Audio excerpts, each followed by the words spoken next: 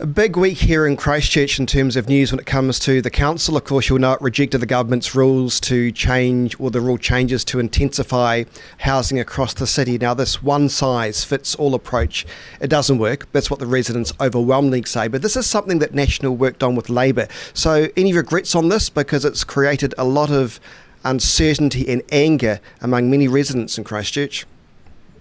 Yeah, look, I understand, how it's being presented, and I think, there is a bit of politics probably at play around local body elections, obviously, but I would just encourage people to just take a step back a little bit and just think about it, because we did work with the government on this, and we did actually put, we had several concerns and issues about it, which led to a much stronger, better set of legislation at the end than what was originally being planned. But what I'd say to you is in this country, we do have a housing crisis, and we haven't been able to intensify our cities and also expand them sufficiently and free up land for development. That is the number one problem that we have, and why we have a housing crisis, is land supply and actually access and resource consenting and the speed by which we get that done and actually build houses. So the key thing I'd say to you, though, is that legislation does have huge amounts of discretion for councils to come through and say and apply their own thinking around what we call qualifying matters. So if there is areas of historical or cultural or heritage significance, if there's ecological reasons or environmental reasons, if there's how it might impinge on infrastructure, there's a lot of flexibility within that legislation for the council to do it. And what I just say to you is the trouble is with the council, though, many of the staff, with respect, are run by ideologues who want us all to live in little wee ticky little boxes. I mean, in Christchurch now, I never thought I'd see the day where you got, remember those awful apartments in Auckland, the Zest apartments on Nelson Street. It's starting to get that kind of vibe now in Christchurch, with little ticky boxes going up, and they have absolutely no historical values, and what the sociologists tell me is they are a recipe for disaster. Well, that's exactly what I'm talking about, though, Chris. That's the responsibility of a council to say, look, we've got some design guidelines and expectations that we expect around any future development.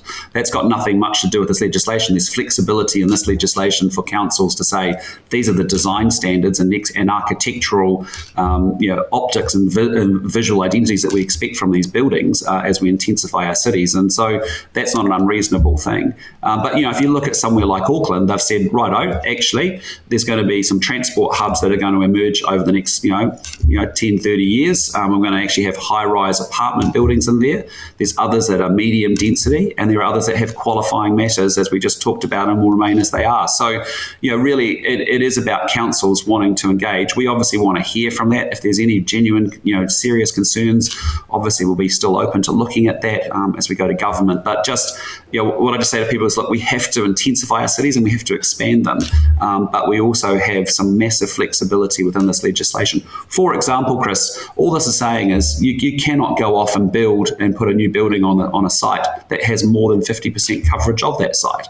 If you do, then you reverts back to normal processes about getting resource consents, and obviously you've still got to get building consents. It's still got to comply with lots. If there's earthworks movements, all that stuff would just operate as per normal. So okay. I just would ask people to sort of, I know it's easy to jump to the simplistic, but actually there is quite a lot of layering in here and quite a lot of opportunity for councils to reflect the needs of their local communities and to use those qualifying matters. Okay, how would you describe New Zealand's relationship with the monarch? You've heard from Sir Tiffany O'Regan this morning in the New Zealand Herald, I think it was, saying he thinks we should stay with the monarch, which I thought was rather interesting given his comments in the past.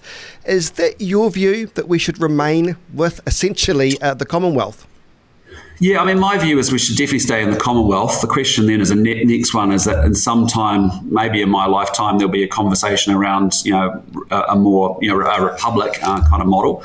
I personally don't see any need for us to make any constitutional changes or changes to our constitutional arrangements.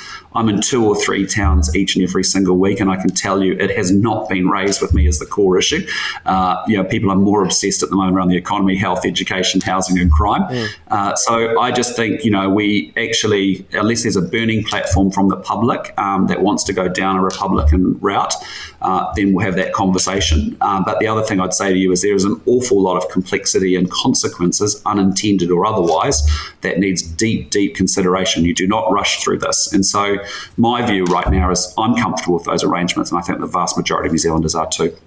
Slightly better poll results for national last week. It's getting tighter according to 2 independent polls. How are you feeling though? Your poll results as the preferred Prime Minister though, still low compared to Ardern.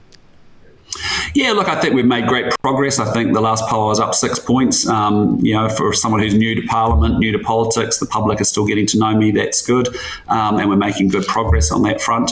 But look, we don't get too hung up on individual polls. Frankly, we're focused on the prize, which is making sure we can earn back trust with the New Zealand people. We're talking about the things that matter: the economy, health, education, housing, crime. And as a result, they'll make their decision as we go to an election next year. So still a long way to go. But I can tell you what New Zealanders are fed up with is they think the country's going in the wrong direction. They don't think the government's managing the cost of living crisis well. They want a government that can manage the economy well, deliver public services and improve their lives. And that's what we're going to do. Christopher Luxon, good to see you this morning. Great to see you too, Chris.